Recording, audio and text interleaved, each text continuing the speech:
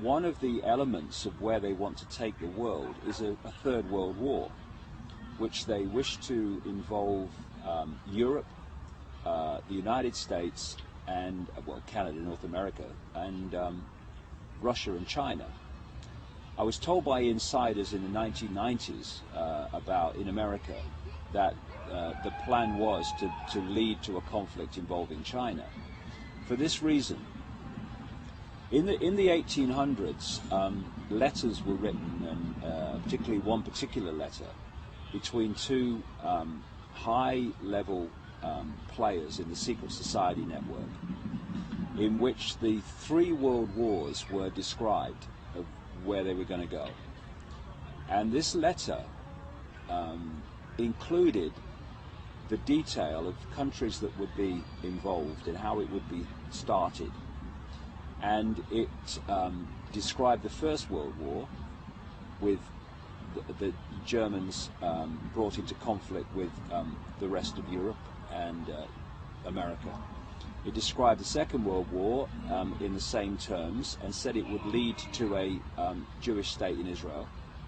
And the Third World War would be triggered out of the Middle East, involving Israel as the trigger, and would bring about the final global conflict, which would lead to them being able to offer the solution to stop this ever happening again, which would be a world government and a single world army. And the idea of that is to say, if we have a single world army and we bring an end to national armies, then we can't ever again have a war. What they won't tell you is those that have manipulated the war will be the same people that offer the solution to the war, which is exactly the structure of control that they want. And I feel very strongly that Georgia, I'm not saying this war's going to happen tomorrow, but Georgia was a move on the chessboard in this direction. And I'll tell you a story that happened to me in England which relates to this. And it seems, quite a minor story until it starts to play out. Last March 2008, I received a letter from a man in England who is what we call there, or called there, a traffic warden. And his job, they walk along the streets in a uniform, and they give out tickets to cars for illegal parking or whatever. Not many people like them for that reason, but they just do that job. And this traffic warden, he'd been a traffic warden for nearly 20 years. He wrote to me because he read my books, and he said, look, there's something I don't understand, and there's something that's really bewildering me. He said, I've been called in by my boss, and like my colleagues, he said, I've been given 3 cards, authorization cards. He said, one of the cards is to give me authorization to be a traffic warden. Okay. But the second card was what they call in Britain a pace card, and that carries the words that policemen have to say by law when they're arresting somebody. And the third card was the authorization of this man and his colleagues, traffic wardens, to go into private property without permission. So this man, who's a nice guy, he said to his boss, why do I need the statement you make to arrest people if you're a policeman, and why do I need an authorization to go into private property? And his boss said, look, I've been told to give them out, take them home, leave them until further notice. A few days later, him and a few other traffic wardens are outside the police station in this county, this town. And a policeman came out that this traffic warden had known a long time, I hadn't seen for a while. And the policeman came over and made the small talk, and then he pulled his friend aside. He said, I want to talk to you. And he said to him 4 or 5 times in this conversation, you must not breathe a word about this. He said, I've got the job, he said, in this county, and there's someone like me in every other county of the United Kingdom, policeman, whose job it is to organize in preparation for a coming war. He said, we're preparing for this war well in advance. And he said, what's expected by the government is that when this war starts, there will be massive civil unrest on the streets of Britain and protest. He said, so what's happening is that when that war starts and the protests start, the civil unrest they're expecting, the military and ourselves, police officers, will be focusing on dealing with the civil unrest.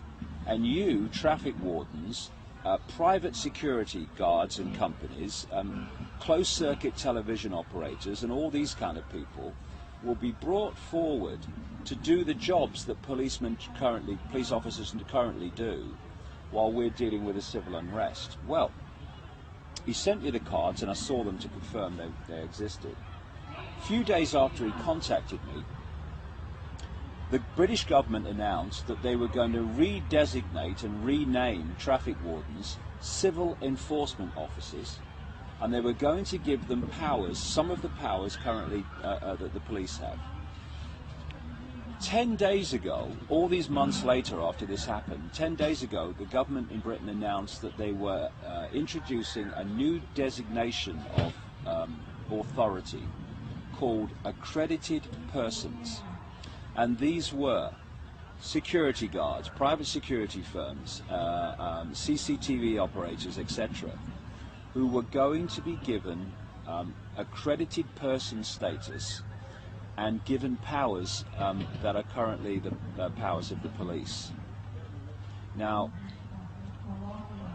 why I tell this story is that everything that this police officer said was going to happen is happening or has happened. The only thing that remains is the war. And that fits with all these other different pieces of information that suggests that a major conflict is being orchestrated, which is designed to change the face of society. Because there's nothing that changes society faster than a war. And this has been going on way back. One of the examples that I put in my books is the First World War in relation to America.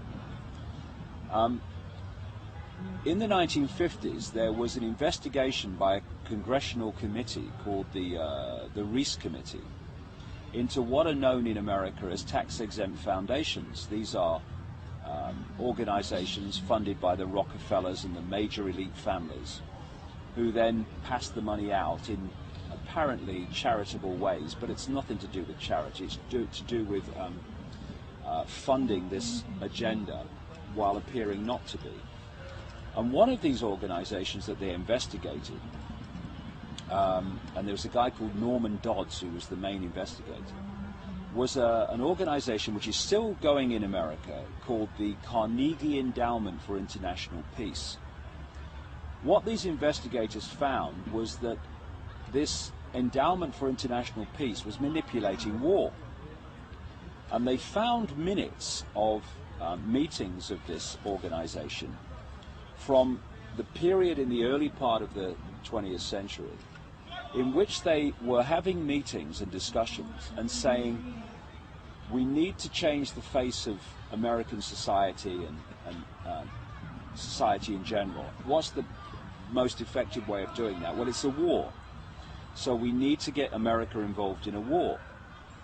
And Woodrow Wilson was the president of America at the time, and it's actually in the minutes of this organization that they sent messages to Woodrow Wilson telling him not only he must get involved in this war in Europe, but that he must stay in it for as long as it takes for American society to change in a way that's never going to change back again.